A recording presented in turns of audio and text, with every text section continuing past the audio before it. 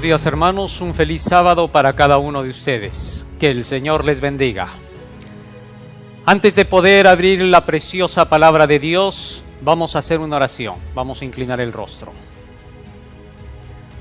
Bondadoso Padre que moras en los cielos, Creador del universo, Rey de reyes y Señor de señores, te rogamos tu presencia, que tu Santo Espíritu esté con nosotros, para que el Señor pueda conducir este tema de esta mañana, que pueda ser de alimento para nuestra alma, porque te lo rogamos en el nombre de Jesús. Amén. Amén, Señor. Estamos llevando el Evangelio por el mundo entero. El mensaje del tercer ángel tiene que llegar a cada persona. Y por donde quiera que vamos, este mensaje debe ser exaltado. Cuando el tercer ángel llene toda la tierra, entonces Cristo vendrá. A todos nuestros hermanos que a nivel mundial nos están apreciando en el día de hoy, y a nuestros hermanos que están en Perú, en Arequipa, quiero decirles que nos unamos en oración para que la verdad de Dios pueda llegar a cada mente. Jesús dijo en una ocasión en el libro de San Juan, capítulo 12, y en el versículo 32, San Juan capítulo 12, versículo 32. Y yo, si fuere levantado de la tierra, a todos atraeré a mí mismo. Esto dijo Cristo cuando iba a ser levantado en la cruz del Calvario, pocos días antes de que fuese crucificado. Y al ser levantado en la cruz, el mundo entero podría observarlo. Así es como el Evangelio tiene que ser acabado. No hay dos cruces, solo hay una. Así que esta vez, quien tiene que ser exaltado a nivel mundial debe de ser este mensaje final del tercer ángel. Es maravilloso, pero por donde voy siempre está ese simbolito de los tres ángeles, ¿no? Los tres angelitos tocando su trompeta. ¿Eso qué quiere decir? Que nunca como adventistas hemos de olvidarnos de ese triple mensaje angelical. Pero hemos de tener que saber reconocerlo cuando se lo lleva. En una ocasión cuando Jesús trajo la primera parte del Evangelio, que era predicar acerca de su muerte, su resurrección y la pureza de la palabra con el derramamiento del Espíritu Santo, que era su verdad presente en esos días, muchos decían que él era un falso profeta. Cuando llevemos el mensaje de los tres ángeles se dirá lo mismo de nosotros, pero eso no deja de ser verdad o hace que el mensaje de Dios no sea la verdad. San Juan capítulo 11, Jesús dijo lo siguiente. Capítulo 7, versículo 11. Y sobre esta base vamos a hablar en esta mañana de ese tema central. Donde quiera que se predique el mensaje profético de Daniel y Apocalipsis, que es nuestra verdad adventista del séptimo día, también se dice mucho, no basta con conocer el lado profético, hay que preparar el carácter. Y muchos hermanos dentro de la iglesia, cuando escuchan que hay que preparar el carácter, quieren ser buenitos y nunca van a poder. Porque nadie puede ser buenito. El tema de esta mañana va a demostrar que es Dios el que nos va a preparar y no nosotros mismos. Eso es lo que vamos a ver. San Juan capítulo 7 voy a leer versículo 11. Y le buscaban los judíos en la fiesta y decían, ¿dónde está aquel? Y había gran murmullo acerca de él entre la multitud. Pues unos decían, es bueno, pero otros decían, no, dice que es engañador de las gentes. ¿Cómo estaba, dice, la iglesia cuando Cristo iba a predicar?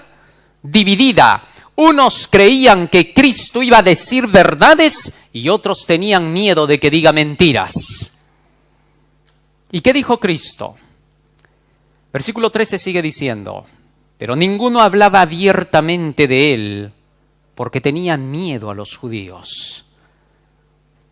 Ninguno hablaba abiertamente de él porque tenía miedo a los judíos. Ya los judíos habían dicho, cualquiera que confiese que Jesús es el Mesías, échenlo de la iglesia, disciplínenlo. Nadie podía hablar abiertamente de él, tenían miedo hasta de pronunciar su nombre. Y la Biblia sigue diciendo más. Pero a la mitad de la fiesta subió Jesús al templo y enseñaba. Y se maravillaban los judíos diciendo, ¿cómo sabe este de letras sin haber estudiado? ¿No era que Jesús no había ido a estudiar juntamente con su madre acerca de las Escrituras y de saber leer y escribir? Sí sabía. Lo que pasa es que él no fue a las escuelas rabínicas y por eso decían, ¿cómo sabe él de prédica si no ha estudiado teología? Porque muchas veces los grandes dirigentes pensaban que si no se estudiaba teología no había derecho a predicar el Evangelio. Pero Jesucristo iba a romper esa idea y la rompió. Y aún sigue diciendo más. Jesús entonces respondió y dijo, versículo 16, mi doctrina no es mía, sino de aquel que me envió. El que quiera hacer la voluntad de Dios conocerá si la doctrina es de Dios o si yo hablo por mi propia cuenta. Este es un punto clave. No necesito una credencial, no necesitas una credencial, no necesitó una credencial Jesús. ¿Cuál era la única prueba que dijo él? Mi doctrina no es mía, sino del que me envió. Y el que quisiera conocer si esta doctrina es verdadera, solo va a ser el que quiere hacer la voluntad de Dios. Los que no quieren hacer la voluntad de Dios, los que no quieren seguir las Escrituras, no reconocerán la doctrina de Dios. Solo por la Escritura se puede probar la verdad, no por trayectorias. A veces algunos jóvenes, algunos hermanos me han dicho, ¿cuántos años tengo que tener de trayectoria para poder predicar el Evangelio? Y yo les respondo, ni uno solo. Lo que tienes que tener es la verdad, porque aunque tengas 50 años de trayectoria y no predicas la verdad, no interesa lo que llevas. Lo que vale es el conocimiento de la verdad. Y los que de veras quieren hacer la voluntad de Dios, rápido reconocen la voz del verdadero pastor, sin títulos. Jesús no lo tenía, y solo fieles lo reconocieron. Aún los dirigentes judíos dijeron, sabemos que has venido de Dios, le dijo Nicodemo. Y sabemos significa que todos los dirigentes sabían que Jesús tenía la verdad. ¿Y por qué no lo recibieron los dirigentes? Porque decían, claro, predicas la verdad, nadie dice que no, pero no te sometes a nosotros. ¿Y en qué quieren que me someta? Decía Jesús, que no prediques, que te calles. Vaya sometimiento, ¿no? Vas predicando la verdad y de pronto te dicen, te tienes que someter a la autoridad. Y cuando dices en que no prediques y te calles. ¿Tendrá sentido eso? Eso va a pasar en estos últimos días, a eso se le llama persecución. Y tendrá que ocurrir, porque es el final de la historia. Jesucristo terminó diciendo algo acá, versículo 14. El que habla por su propia cuenta, su propia gloria busca. Pero el que busca la gloria del que le envió, este es verdadero y no hay en él injusticia. Si yo hablo con las Escrituras, estaba diciendo Cristo, estoy dando gloria a mi Padre. Pero si yo hablo de mí mismo y hablo de mis conocimientos y hablo de mi profesión y hablo de lo que yo aprendí de los hombres, entonces no sirve para nada lo que digo. solo lo que está escrito y nada más. Primera de Corintios, capítulo 1, versículo 30. La justificación por la fe la podemos resumir en lo que voy a leer. Primera de Corintios, capítulo 1, versículo 30. Primera de Corintios 1:30. Jesús tuvo que verse obligado a declarar estas palabras porque había mucha gente que ya tenía enemistad contra Cristo y eso que ni siquiera lo conocía. Tanto habían hablado contra él que ahora de solo verlo decían, no le creo. El prejuicio es terrible para poder aceptar el Evangelio. Así que antes de poder nosotros recibir la salvación, debemos tener la mente totalmente abierta para analizar lo que se dice y no para pensar de lo que se ha dicho. Cuando hacemos eso somos hijos de Dios. Cuando no hacemos eso somos hijos del diablo. Porque hay dos grupos. Los hijos de Dios son los que escuchan y prueban a la ley y al testimonio. Los hijos del diablo son los que escuchan para ver en qué punto se equivoca y sacar ventaja. Eso pasaba con Cristo. Escuchen ahora lo que dice aquí Primera de Corintios 1:30. Dice la Escritura, mas por él estáis vosotros en Cristo Jesús, el cual nos ha sido hecho por Dios sabiduría, justificación, santificación y redención. En esas 4 palabritas está resumida toda la justicia de Cristo. ¿Qué es la sabiduría? Deuteronomio, capítulo 4, versículos 5 y 6. Si han traído sus Biblias, hermanos, por favor, síganme la lectura. Deuteronomio, capítulo 4, versículos 5 y 6. Voy a estar dando puros textos bíblicos, así que si no has traído Biblia, podrías aburrirte. Deuteronomio, capítulo 4, versículos 5 y 6. Fíjense lo que dice aquí la Escritura. Deuteronomio, capítulo 4, versículos 5 y 6. Dijo Moisés, mirad, yo os he enseñado estatutos y decretos como Jehová mi Dios me mandó, para que hagáis así en medio de la tierra en la cual entráis para tomar posesión de ella. Guardadlos pues y ponedlos por obra, porque esta es vuestra sabiduría. ¿Qué cosa dice que es la sabiduría? La ley de Dios, los 10 mandamientos. Así que el primer paso para poder ser justificados por Cristo es obtener sabiduría. ¿Sabiduría de qué? ¿Qué sabiduría nos muestra la ley? Primera de Juan, capítulo 3, versículo 4. Primera de Juan, capítulo 3, versículo 4. ¿Qué nos hace saber la ley? Dice la Escritura, todo aquel que comete pecado infringe también la ley, pues el pecado es infracción de la ley. ¿Qué cosa dice que es el pecado? Infracción de la ley, desobediencia a la ley. El pecado no tiene ninguna otra definición. Cualquiera que diga que pecado significa otra cosa, su propia gloria busca, no la del que le envió.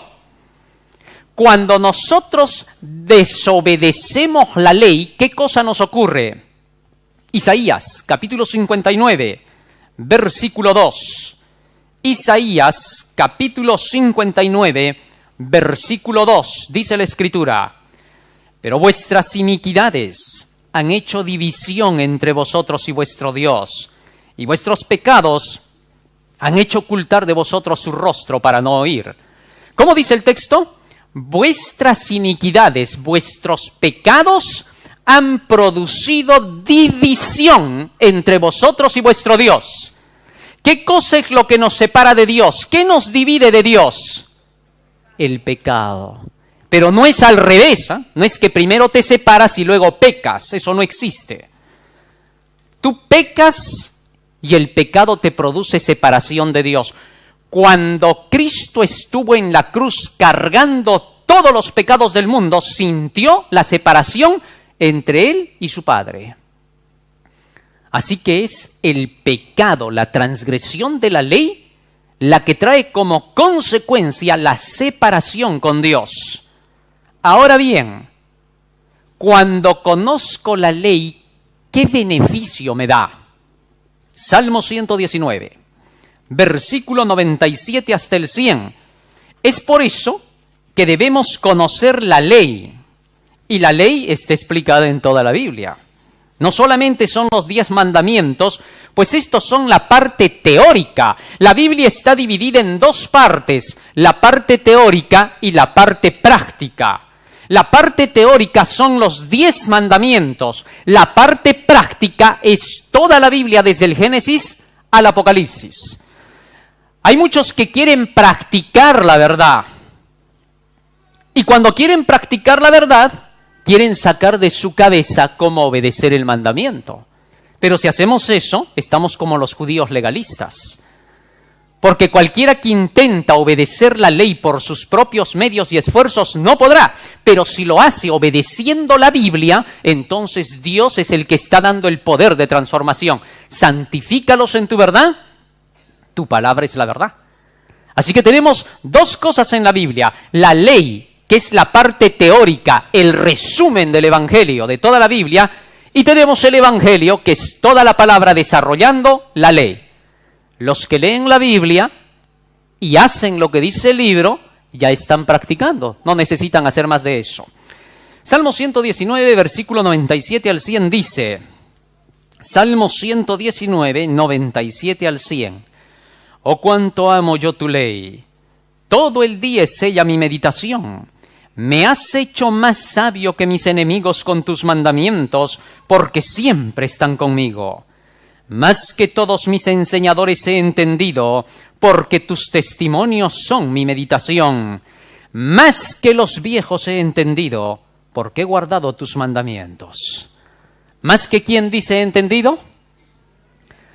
Normalmente, las personas que ya van teniendo años y llegan a la vejez, han aprendido mucho por la experiencia. En una ocasión, a un niño de 5 años le preguntaron, hijito, ¿quién es tu papá para ti? Y el niño respondió y dijo, mi papá es el hombre más grande que hay en el mundo. Cuando le preguntaron a los 15 años, ¿y quién es tu papá para ti? Ah, el viejo está retrasado, ese no anda con la moda.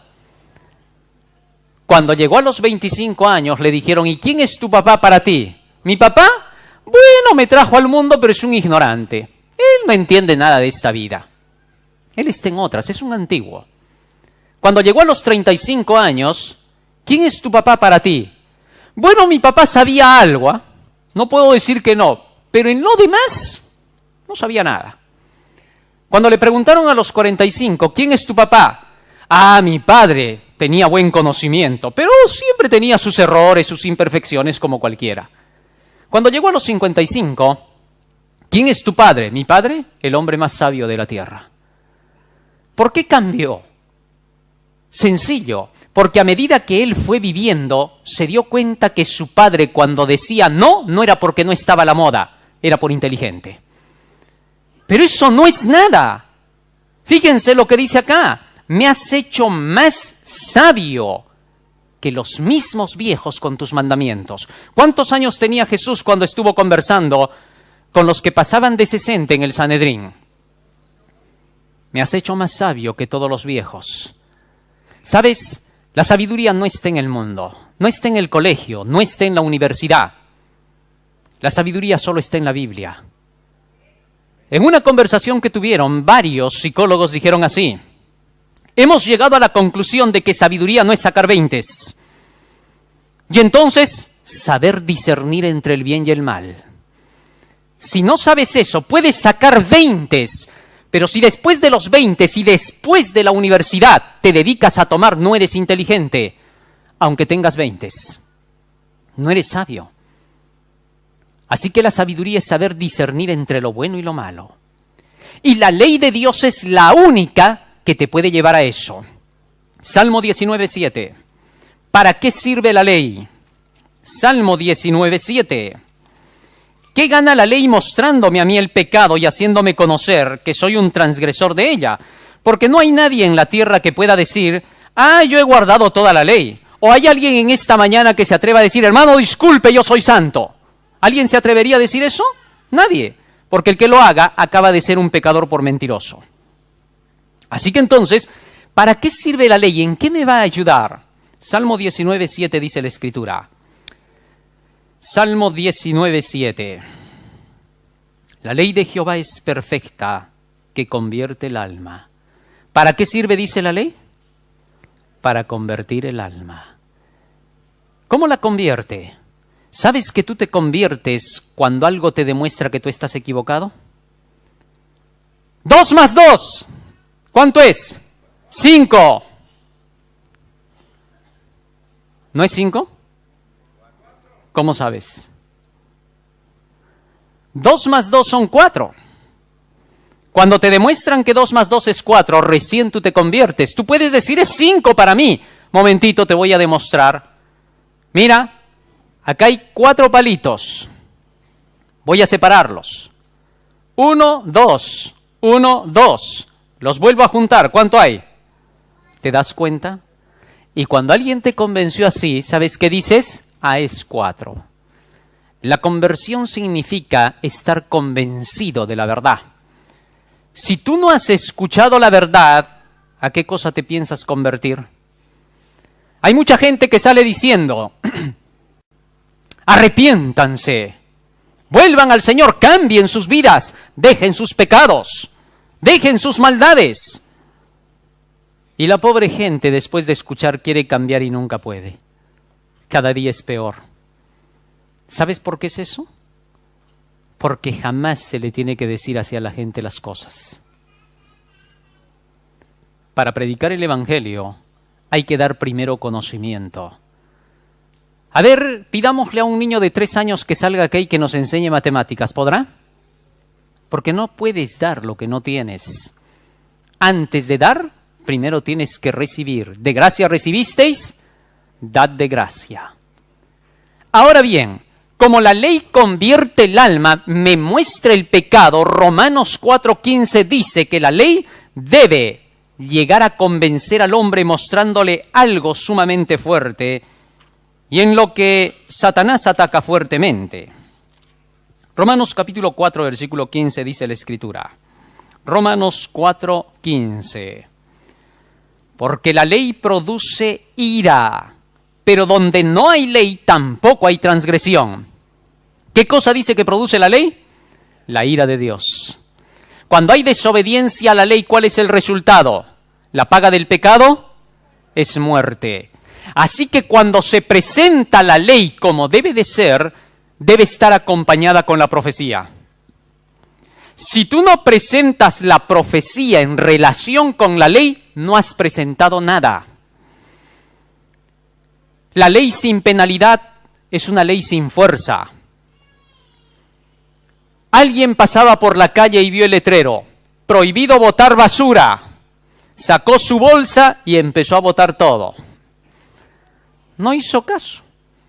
Otro vio el letrero que decía, prohibido botar basura bajo pena de multa y encarcelamiento, te estamos filmando.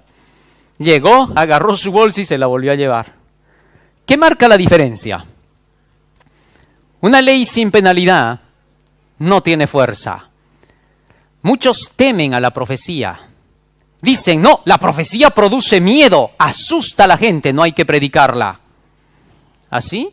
¿Y quién te ha enseñado eso? Eso salió de tu cabeza. Tú te asustaste. Porque tú tuviste miedo, piensas que todos son como tú. No hay que equivocarse. El orden bíblico es el orden bíblico y tú y yo no lo podemos cambiar. Juan el Bautista vino predicando profecía y Jesús vino a sembrar el Evangelio. El orden es estricto y los apóstoles cosecharon. ¿Es normal que tengas temor cuando escuches la profecía o eres Dios? Cuando el hombre está en pecado, la palabra de Dios le produce miedo. Adán, ¿dónde estás tú?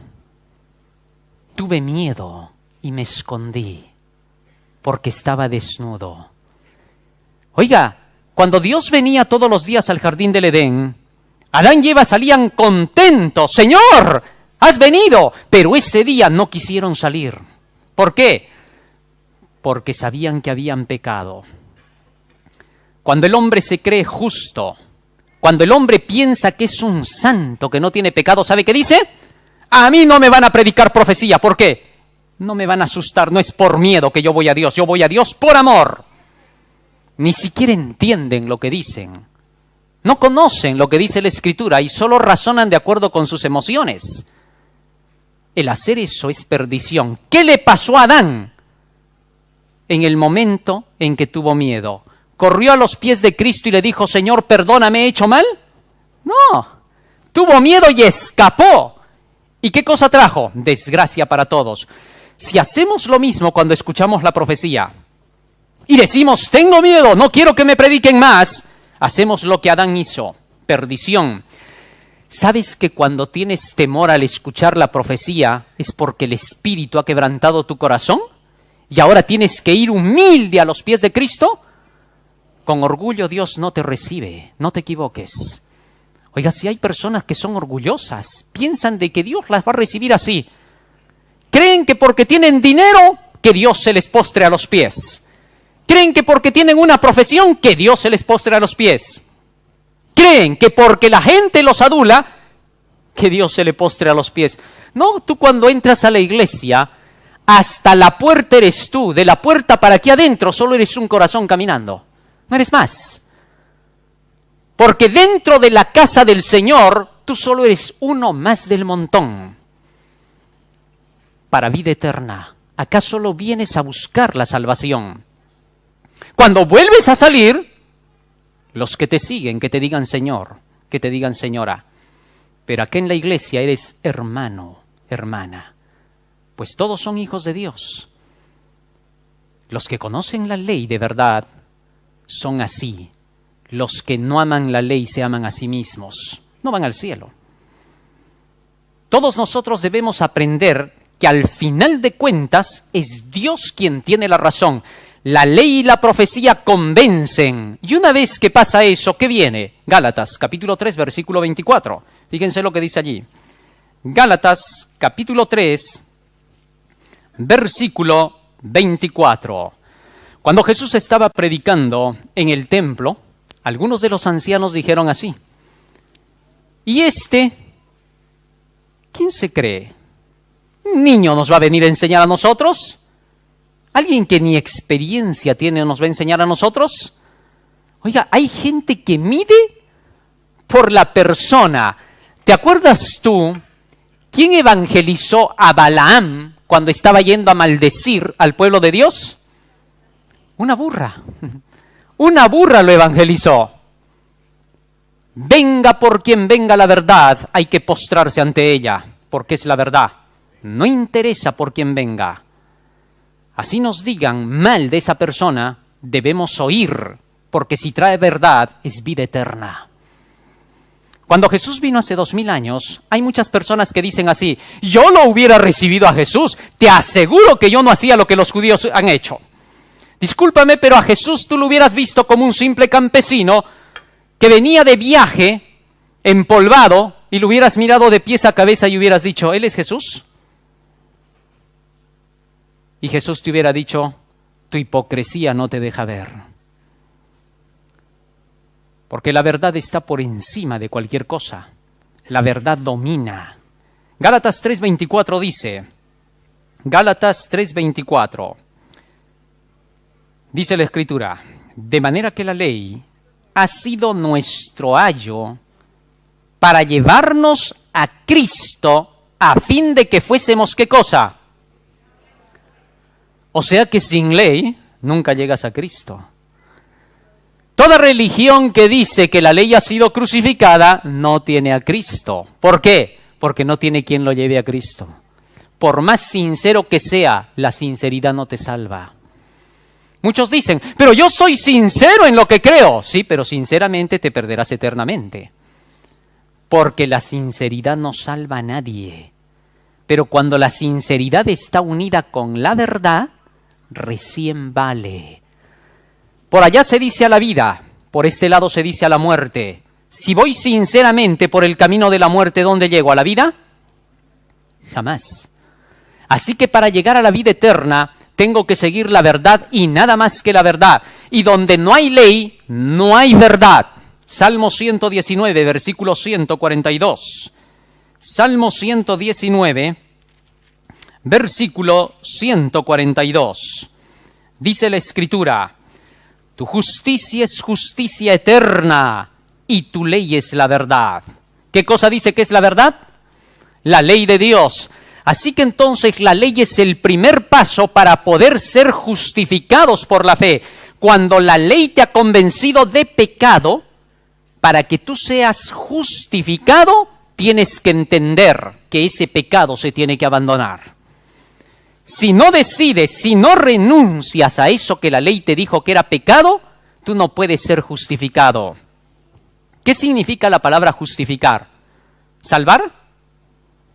No, justificar no significa salvar. Justificar significa perdonar. La palabra justificación y perdón son una y la misma cosa.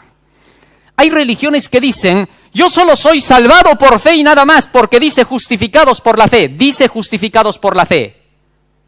Pero entiéndase que justificado significa solo perdonado. Libro de Job, capítulo 40. Fíjense lo que dice la Biblia.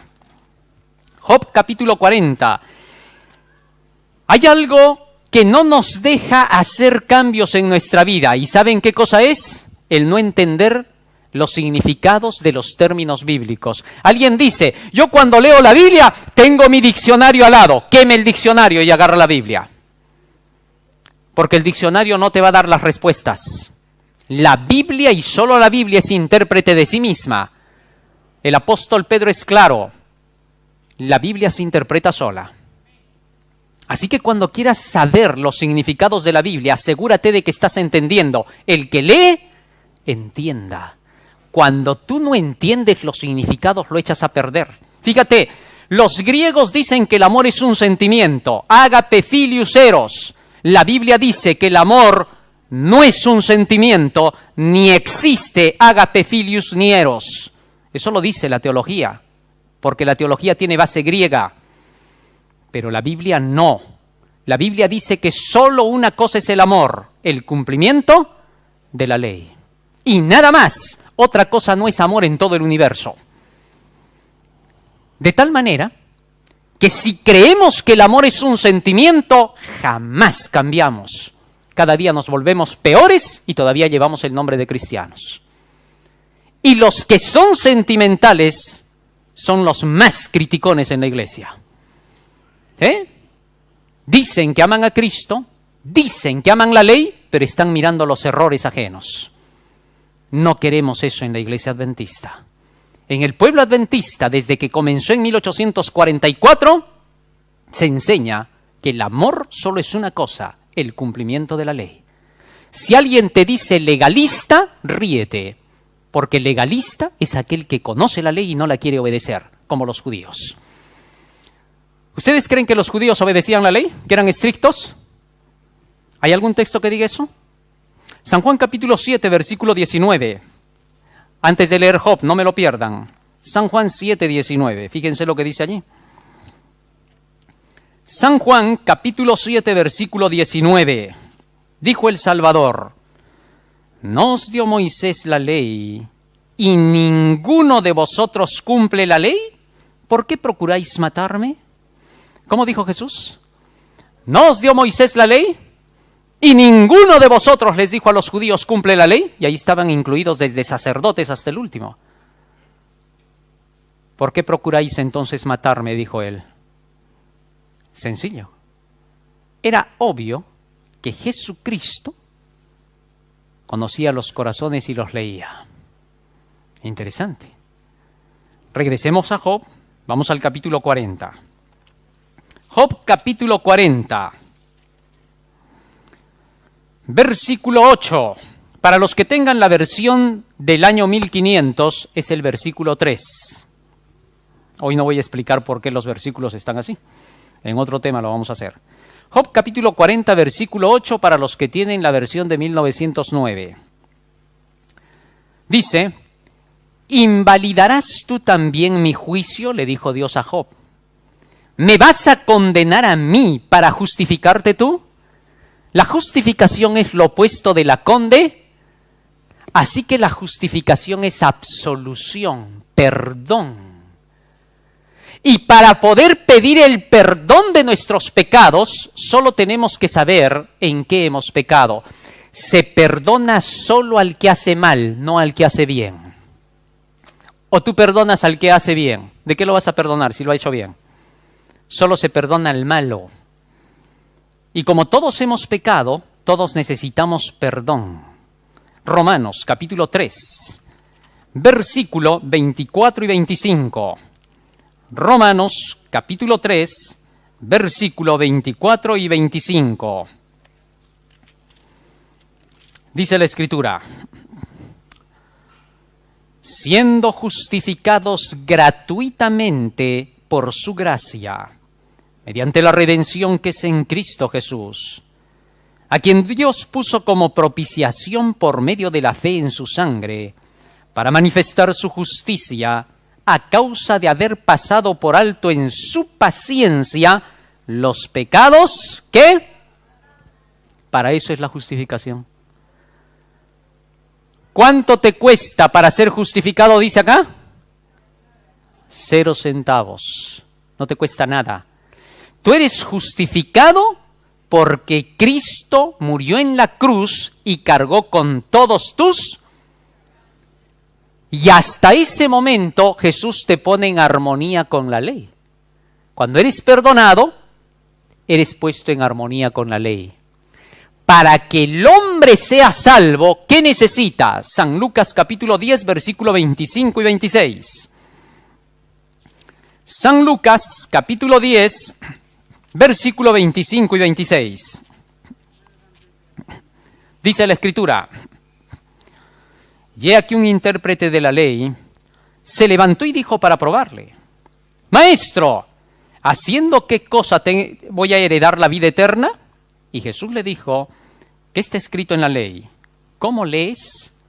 ¿Hacia dónde remitió el Maestro Jesús a este intérprete de la ley?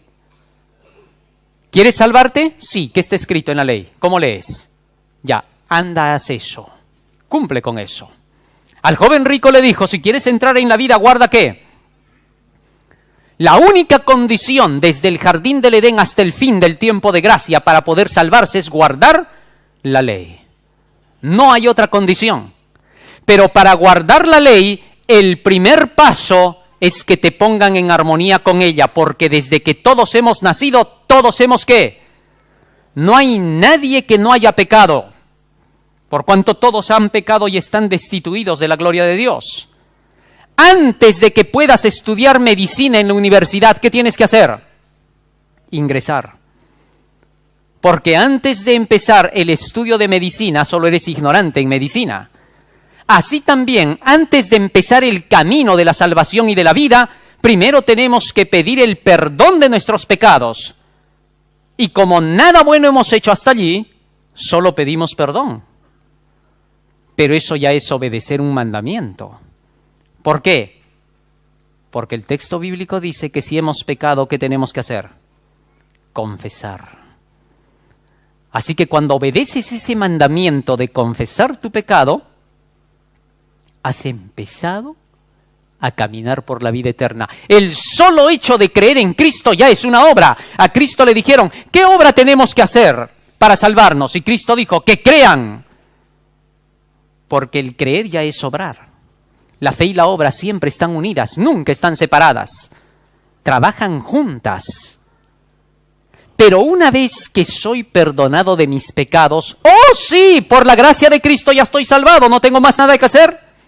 No. Recién has empezado. ¿De qué te jactas? Has ingresado a la universidad y dices: ya soy médico. A ver, opérame a esta persona. Y la vas a matar. Sí, porque si te haces médico sin saber medicina, vas a andar matando gente. Romanos 6, 22. ¿Qué le sigue a la justificación, al perdón del pecado? Romanos 6, 22. Hasta allí, muchas iglesias creen en el perdón. En la gran mayoría de movimientos en toda la tierra religiosos, hasta allí predican y dicen, gloria sea el nombre de Cristo, ya estamos todos salvados, hermanos. ¿Salvados de qué? En su mentira. El hombre, para decir estoy salvo, tiene que estar sin un solo pecado y no cometerlos más. Y no hay nadie que pueda atreverse a decir eso. O hay alguien que pueda levantarse esta mañana y decir, discúlpeme hermano, pero no se meta conmigo, porque yo ya no peco. ¿Alguien se atrevería? No, porque acabaría de pecar. Romanos 6:22 dice otra cosa. Dice la Escritura, mas ahora que habéis sido libertados del pecado, es decir, perdonados, justificados, y hechos siervos de Dios, tenéis por vuestro fruto la santificación. Y solo después de eso, ¿qué dice que viene? La vida eterna. Sin santificación nadie va a ver al Señor. ¿Qué cosa es ser siervo? Fíjense lo que dice Romanos capítulo 6, versículo 17. Desde el 16 vamos a leer. Escuchen bien lo que dice ahí. ¿No sabéis que si os sometéis a alguien como siervos, como esclavos, para obedecerle, sois siervos, esclavos de aquel a quien obedecéis? ¿Qué cosa es un siervo, dice? ¿El que el obediente. ¿Cristo era siervo o no? Yo he venido para servir, dijo, no para ser servido. Así que el siervo es el obediente. Y cuando el texto bíblico dice, ahora que habéis sido libertados del pecado, el siguiente paso es que os hagáis siervos de Dios, ¿qué cosa está diciendo? Esa es la parte que no gusta al corazón carnal. ¿Obedecer? Por obras nadie se salva. Mentiroso, si esas son las obras de la fe. Y tienes que poner todo tu esfuerzo. A momentos te va a parecer que tú te estás salvando solo, pero no es así. Es el Espíritu de Dios. Hay muchos que no creen en el Espíritu Santo. Se han peleado con el Espíritu Santo. Odian al Espíritu Santo. El Espíritu Santo es la tercera persona de la divinidad. Padre, Hijo y Espíritu Santo, un solo Dios verdadero. Y el Espíritu Santo habla por la palabra. Hay muchos que no entienden cuando dice San Juan 6:63. Léanlo. San Juan capítulo 6, versículo 63. Si hay alguien a quien Satanás va a atacar más de los tres personajes del cielo, ese es el Espíritu Santo. No va a querer que tú entiendas la obra del Espíritu. Va a odiar al Espíritu Santo. Y cuando quieras clarificar la verdad del Espíritu Santo, Satanás te va a decir, está atacando al Espíritu Santo. Hábil y astuto. Se las conoce todas. Es como muchos que andan diciendo por ahí, no escuches al fulano de tal. ¿Por qué? Es muy astuto. Solo yo me puedo dar cuenta de él. O sea, solo él tiene cerebro. ¿Y todos los demás qué son? Hay gente que es pagada de sí misma.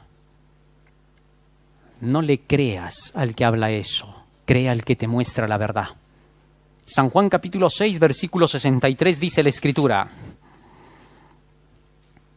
El Espíritu es el que da vida. La carne para nada aprovecha. Las palabras que yo os he hablado son espíritu y son. El Espíritu Santo es el que inspiró las Santas Escrituras. Es el que dictó. Así que cuando lees la Biblia, ¿quién te está hablando? Y cuando la Biblia se queda dentro de ti, ¿quién se está quedando dentro de ti? En la visión de Zacarías, los dos olivos, ¿a qué representan? Al antiguo y al nuevo. Y el aceite que sale de ellos, ¿qué cosa es? Y ese espíritu, ¿qué hace con el candelabro? ¿Lo hace qué? ¿Y los candelabros quiénes son? Las iglesias. Así que entonces el Espíritu Santo viene por la palabra de Dios, el Antiguo y el Nuevo Testamento, llega hasta ti por medio de la palabra, te convence, mora en ti y te transforma. Por eso dice, santifícalos en tu verdad. Pero hay algunos que odian la Biblia. San Juan capítulo 8, versículo 47. ¿Y saben qué te dicen? ¿Cómo vas a decir que el Espíritu está en la palabra? Blasfemias dices. Como cuando dijeron de Cristo, ¿no? Y los blasfemos se atreven a decir blasfemia a la verdad. Porque no aman las Escrituras, porque no viven de ellas. Cristo dijo así, San Juan capítulo 8, versículo 47. El que es de Dios, las palabras de Dios oye. Por esto no las oís vosotros, porque no sois de Dios. ¿Quiénes son los que gustan de la palabra? Los que son de Dios. Los que no son de Dios, ¿tanto texto dan? ¿Y qué cosa quieres? ¿Que el predicador sea el que hable o Jesús? En una ocasión un predicador dijo, hermanos, esta mañana estamos bendecidos. Jesús ha venido a visitarnos, venga. Se los voy a presentar y lo puso a Jesús delante. Les presento a Jesús de Nazaret. Por favor, Jesús, unas palabras. Y Jesús abre la Biblia y comienza a leer. Y cuando lee un versículo le dice, Jesús, toma asiento, yo voy a explicar. Y se pasa la hora explicando y al final le dice, Jesús, por favor, otro texto para que cierres el asunto. Oiga, sí, hay predicadores que son así. Citan un texto, se la pasan hablando ellos, se elevan y se glorifican y dicen, con un texto yo hablo una hora, ojalá no hablaras nada y te quedaras mudo. Porque es la Biblia la que tiene que hablar. Es el escrito está el que tiene que hablar, a la ley y al testimonio. Si no dicen conforme a esto, es porque están en oscuridad. Pero varios odian la ley y el testimonio. ¡Mucha ley y testimonio! Tienes que hablar de otras cosas. Por ejemplo, ¿quién te ha dado permiso para predicar? Perdiendo el tiempo, cuando debieran dedicarse a otra cosa, a buscar vida eterna. Sigue diciendo la palabra del Señor. Regresen al libro de Romanos, capítulo 6, versículo 22. Romanos 6, 22. Mas ahora que habéis sido libertados del pecado y hechos siervos de Dios, tenéis por vuestro fruto la santificación.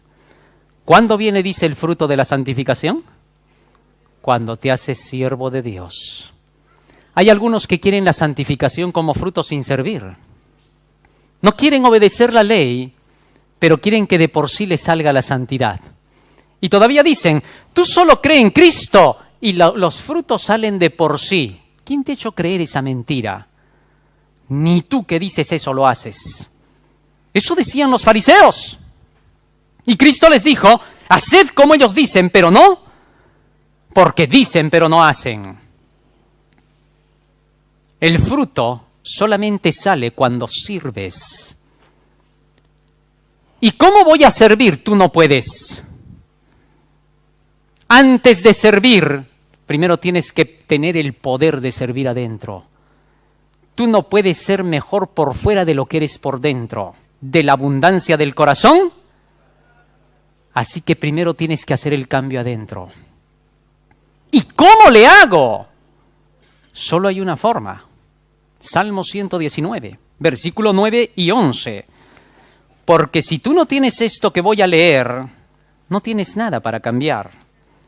¿Cómo quieres enseñar matemáticas si tú no has aprendido? Es imposible que des lo que no posees. Salmo 119, versículo 9 y 11 dice, ¿con qué limpiará el joven su camino? Con guardar tu palabra. Versículo 11, en mi corazón he guardado tus dichos para no pecar contra ti. ¿Qué cosa dice que tenemos que tener dentro? Y el corazón es la mente, no este órgano que está aquí. ¿O tú piensas con el corazón que está aquí arriba? ¿Ah? Hay personas que dicen, yo solamente doy mi corazón a Cristo, pero no entienden que entre los hebreos, corazón, ¿qué es? Mente. Ahí en tu mente debes llenar el conocimiento de la palabra. Cuando tienes la palabra dentro, ¿qué cosa tienes dentro? San Juan capítulo 14, versículo 23. San Juan capítulo 14, versículo 23. Fíjate lo que tienes dentro cuando tienes la palabra dentro. Dice la Escritura: respondiendo Jesús les dijo: el que me ama, mi palabra guardará, y mi Padre le amará, y vendremos a él y haremos con él morada. ¿Cuándo mora Cristo en tu corazón? Cuando su palabra está en tu corazón. Cristo no es un sentimiento. Cristo no mora en ti porque lo sientes. En una ocasión conversaba con un primo y este era ateo. Y yo en ese tiempo tenía como 13 años.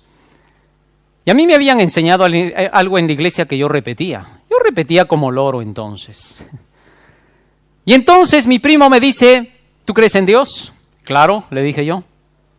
¿Y cómo sabes que existe? Porque lo siento acá adentro. Ah, ya, me dijo, cuando yo lo sienta voy a creer. Por eso no cree hasta el día de hoy. Porque Cristo no es un sentimiento. A Dios no se le siente. A Dios se le tiene por el cono. O sea que cuando te llenes de la palabra de Dios, recién te estás llenando de Cristo, para que digas con Pablo: ya no vivo yo, ahora Cristo vive en mí. Y Él es el motor que impulsa tus acciones. Antes de poder comportarte como Cristo, tienes que pensar como Cristo. Y antes de pensar como Cristo, tienes que llenarte del conocimiento de quién es Cristo. De lo contrario, pierdes su tiempo. Finalmente, la santificación es bíblica. Hebreos, capítulo 12. Hebreos, capítulo 12. ¿Y cómo alcanzo la santificación? Este es un punto clave. ¿Cómo se puede llegar a alcanzar la santificación del alma? ¿Qué cosa es ser santo? Que no matas ni una mosca. ¿Eso es ser santo? Si eso es ser santo, los yesos son santos, porque esos no matan ni una mosca. Eso no es ser santo. La palabra santo significa separado, apartado. Y cada día tú te vas separando y apartando del mal. Eso no se hace en un día. La santificación no es instantánea. Es dura toda la vida. Dice la Escritura, Hebreos capítulo 12, versículo 14. Seguid la paz con todos y la santidad, sin la cual nadie verá al Señor. Así que necesitamos alcanzar la santidad para ver a quién. Apocalipsis 14, 12. Y allí está la base de todo nuestro mensaje.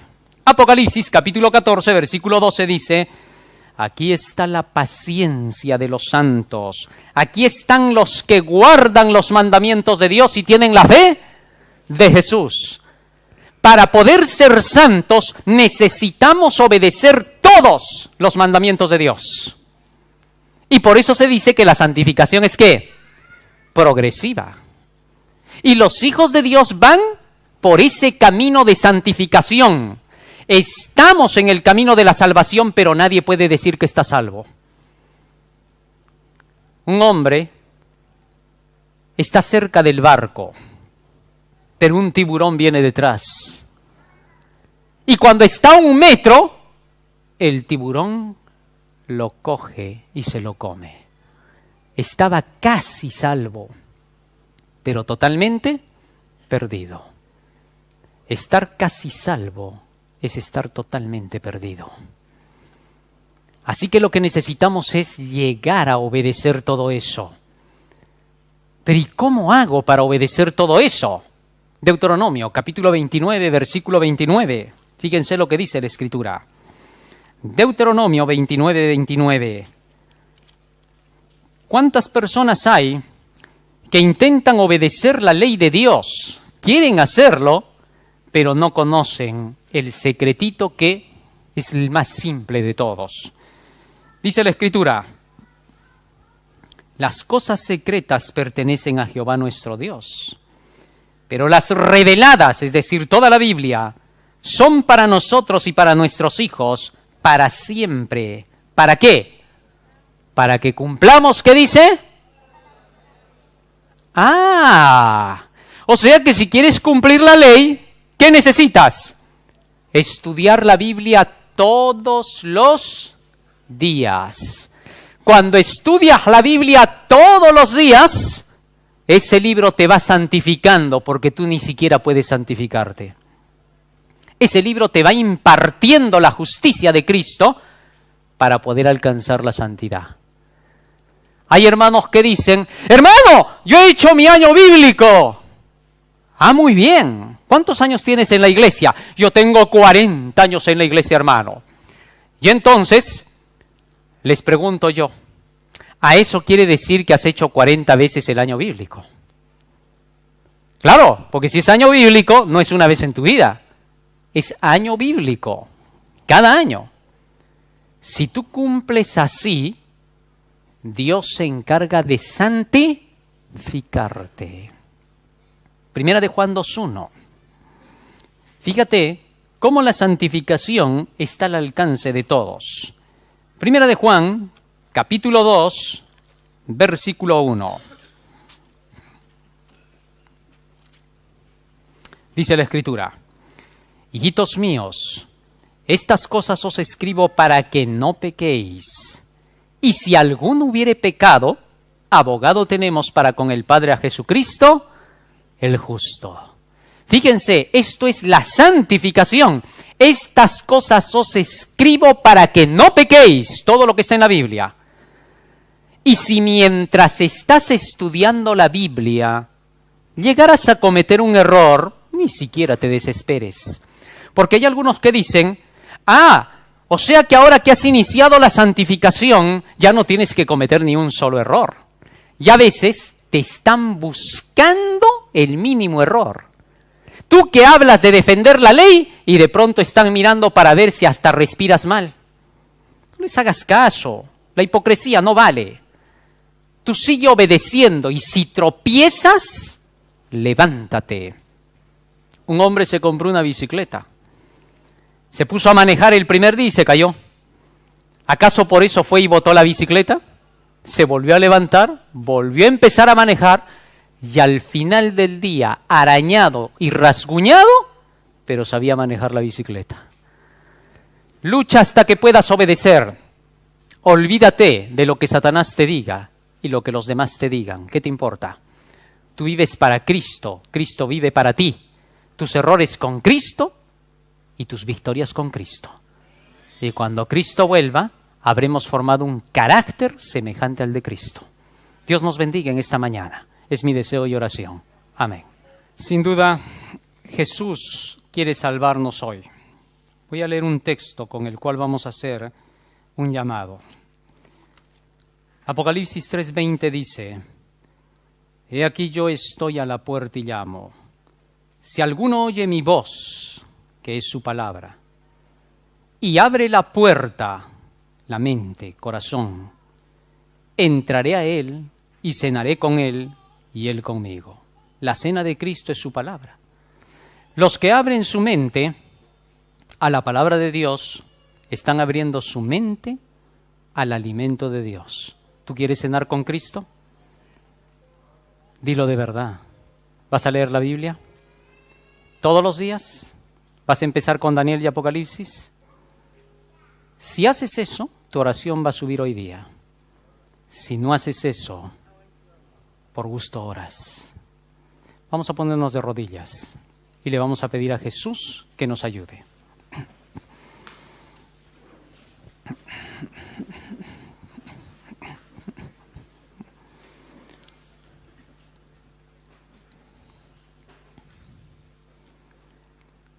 Bondadoso Padre que moras en los cielos, Creador del universo, Rey de reyes y Señor de señores, en esta mañana estamos frente a tu divina presencia para poderte pedir que nos ayudes para que estas palabras que hemos recibido puedan ser espíritu y vida dentro de nosotros. Para que se cumpla, Señor, aquello que tú dijiste: el que cree en mí, de su interior correrán ríos de agua viva. Padre Santo, en esta mañana queremos hacer un pacto contigo. estudiar tu santo libro, conocer tu evangelio como nunca lo hemos hecho, para que de veras hablemos de reavivamiento y reforma en nuestras vidas, porque sólo así es como se puede dar. Y te rogamos, Padre Santo, que quienes todavía están indecisos en esta verdad puedan buscarte, puedan estudiar y creer solo en tu verdad por la verdad, para que tú seas glorificado y tu palabra sea glorificada con aquella gloria que tuvo antes del principio del mundo, para que todos crean, Señor, que tu palabra ha sido enviada para vida eterna. Quédate ahora con nosotros y acompáñanos, porque te lo rogamos en el nombre de Jesús. Amén. Amén, Señor.